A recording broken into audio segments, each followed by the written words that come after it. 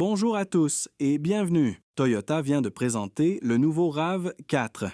Mais en réalité, ils n'ont pas présenté mais trois nouveaux RAV4. Oui, vous avez bien entendu. La sixième génération du SUV le plus vendu au monde n'est pas une simple évolution. C'est une stratégie. Toyota a divisé son best-seller en trois personnalités bien distinctes. La première, c'est la version Core, le Airav 4 stylé, urbain, que l'on connaît tous. La deuxième, c'est la version Rugged, un look plus baroudeur, plus aventurier, avec une garde au sol légèrement revue. Et la troisième, c'est la grande première. Le tout premier, RAV4 Sport. Et là, on ne parle pas juste d'un logo, on parle d'une vraie suspension sport et d'un châssis revu par Gazoo Racing. La plupart des aperçus que vous avez peut-être vus se sont arrêtés sur la carrosserie. Nous, aujourd'hui, on va plus loin. On va répondre aux vraies questions. Question. Dans cette nouvelle gamme, qui est du pur marketing et qui est une vraie révolution? Et surtout, quel est le défaut majeur, l'éléphant au milieu de la pièce, que les ingénieurs de Toyota n'ont toujours pas corrigé? C'est le grand décryptage. C'est parti.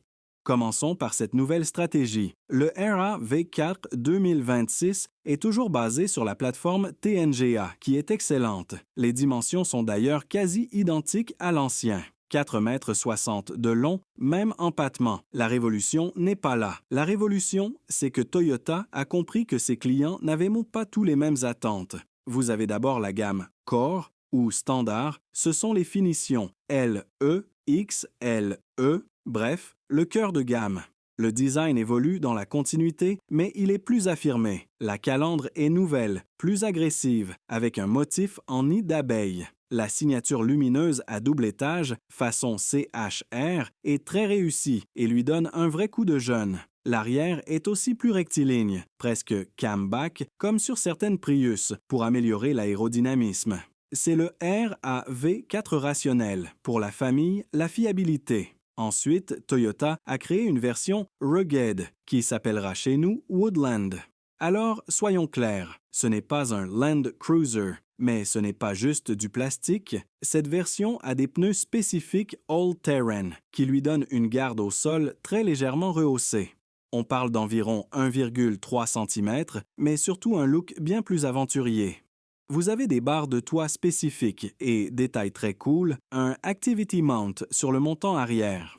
C'est un point de fixation pour des accessoires, un peu comme sur un Defender. C'est la version couteau suisse, celle qui n'a pas peur des chemins de terre le week-end. Et puis, il y a la star, le JR Sport. Là, on change de division. Ce n'est pas pour faire joli, c'est la première fois que le RAV4 passe entre les mains de Gazoo Racing, la division sport de Toyota. Qu'est-ce que ça change? Tout. On ne parle pas juste d'esthétique, on parle de matériel. Vous avez des étriers de frein avant plus grands, peints en rouge vif. Vous avez des amortisseurs et des ressorts spécifiques, avec des tarages uniques développés pour cet usage. La direction assistée a été recalibrée pour plus de précision et de ressenti. Le tout est posé sur des jantes exclusives de 20 pouces. Le but, transformer le SUV familial en quelque chose qui donne le sourire sur les petites routes. C'est une attaque directe aux versions sportives des concurrents européens, un segment où Toyota était totalement absent, et sur le papier, c'est très prometteur. Maintenant, parlons de ce qu'il y a sous le capot. Et c'est là qu'on doit faire une mise au point cruciale. Oubliez tout ce que vous avez entendu sur une baisse de puissance. C'est faux. Les premières informations étaient tantôt confuses, mais les chiffres officiels sont là, et ils sont excellents. Le RAV4 de base n'est plus disponible en essence pure sur la plupart des marchés. La gamme est 100% hybride. L'hybride simple, le HEV, Hybrid Electric Vehicle, voit sa puissance augmenter. Il passe à la 5e génération du système hybride Toyota. Résultat, on passe de 219 à 226 chevaux pour la version traction FWD et de 222 à 236 chevaux pour la version transmission intégrale AWD. C'est plus de puissance et promis pour moins de consommation.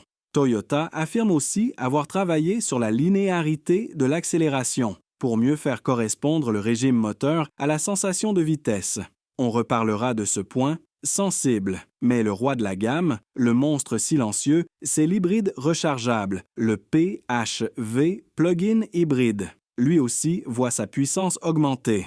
On parle maintenant de 320, voire 324 chevaux selon les marchés. C'est plus qu'un Porsche Macan de base. C'est un sleeper. Mais la puissance ne fait pas tout. La vraie révolution du PHV, elle est double. Premièrement, la batterie. Elle est énorme. On passe à 22,7 kWh. Qu'est-ce que ça veut dire? Une autonomie en 100% électrique qui vise les 100 km en cycle WLTP. 100 km.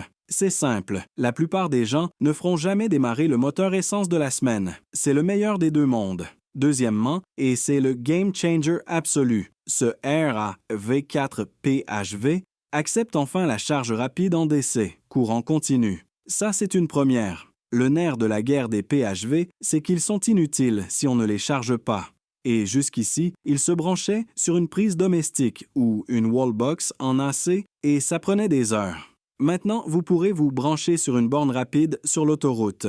Toyota parle de 30 minutes pour récupérer 80% de la batterie. C'est colossal. Ça veut dire que même sur un long trajet, vous pouvez récupérer de l'électrique pendant votre pause café. À l'intérieur, bien sûr, on voit les nouveautés. Le design est plus épuré. Fini le levier de vitesse, place à un petit joystick. Et surtout, les écrans. On a un cockpit digital de 12,3 pouces et, sur les finitions hautes, un grand écran central de 12,9 pouces.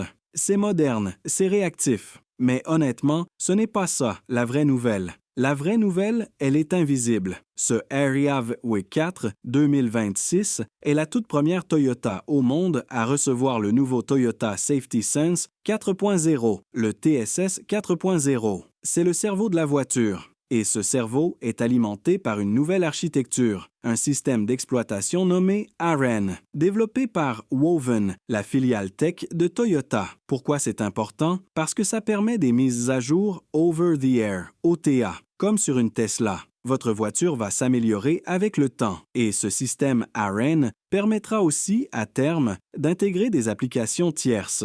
Et ce TSS 4.0, il fait quoi? Il fait tout. Mieux, le Proactive Driving Assist, PDA, n'est plus un simple régulateur de vitesse, c'est plus intelligent. Il anticipe, il voit un virage, il ralentit doucement, il voit une voiture plus lente, il adapte la distance. Et le plus fort, il fait ça même quand le régulateur de vitesse est désactivé. Il vous assiste en douceur, sans être intrusif. Et puis, il y a le gadget qui va changer la vie des citadins, l'Advanced Park. Vous trouvez une place de parking trop étroite? Vous sortez de la voiture, vous prenez votre smartphone et le RAV4 se gare tout seul. Oui, comme chez BMW ou Mercedes. C'est la première fois chez Toyota et ça arrive sur le RAV4. Sur le papier, ce RAV4 2026 est donc une révolution. Plus puissant, plus technologique, plus d'autonomie. C'est la voiture parfaite. Sauf que non.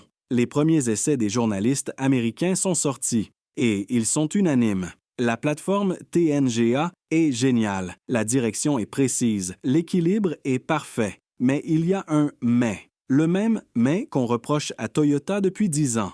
Le moteur, ou plutôt le bruit. Le 2,5 litres essence, quand vous lui demandez de la puissance, il mouline. La transmission UCVT, cet engrenage planétaire génial d'un point de vue ingénierie, fait que le moteur s'emballe, monte haut dans les tours et fait un bruit qui n'est disons pas très noble. Alors oui, Toyota affirme avoir travaillé sur la linéarité de la 5e génération. Mais les premiers retours sont clairs. Si vous enfoncez la pédale pour doubler sur l'autoroute, ça hurle toujours. C'est efficace, c'est fiable, mais ce n'est pas agréable à l'oreille. C'est le point noir. Et le deuxième point, c'est la finition. Oui, les écrans sont magnifiques. Mais Toyota reste Toyota. Touchez le bas des portières, ou la console centrale inférieure, c'est du plastique dur. Du plastique qui sonne creux. C'est fait pour durer 20 ans, pas pour flatter l'œil ou le toucher. On est dans une dissonance cognitive. On a un écran de 12,9 pouces digne d'une voiture de luxe. Et juste à côté, un plastique qui semble sorti d'une Yaris de 2010. Sur une voiture qui, dans ses versions hautes, PHV ou GR Sport, va sûrement frôler, voire dépasser les 60 000 €, ça fait un peu tâche. Alors, au final, faut-il craquer pour ce nouveau RAV4? La réponse dépend de qui vous êtes.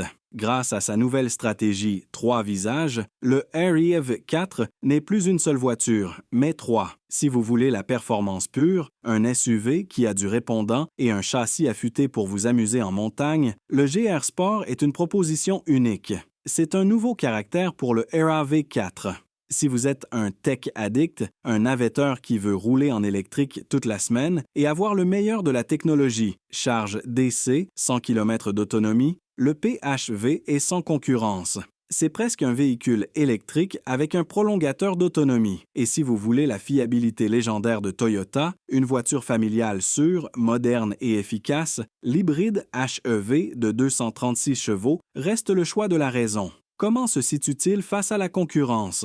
Le Honda CR-V restera peut-être le choix de ceux qui privilégient le silence et le confort absolu. Les Coréens, Tucson et Sportage garderont l'avantage du design plus audacieux et de l'espace intérieur. Et en France, il aura fort à faire face au nouveau Peugeot 3008 et 5008, qui jouent la carte du design et de l'e-cockpit. Mais avec ce nouveau trio, Toyota ne se contente plus d'être le bon élève. Il attaque sur tous les fronts, la performance, la technologie de pointe et l'efficacité. Le roi du segment n'est pas mort. Il vient de se trouver 3 couronnes. Merci de nous avoir suivis. Dites-moi en commentaire quelle version vous intrigue le plus, le Core, le Rugged ou le JR Sport. Et surtout, abonnez-vous pour ne pas manquer l'essai complet dès qu'il arrive chez nous. À très bientôt.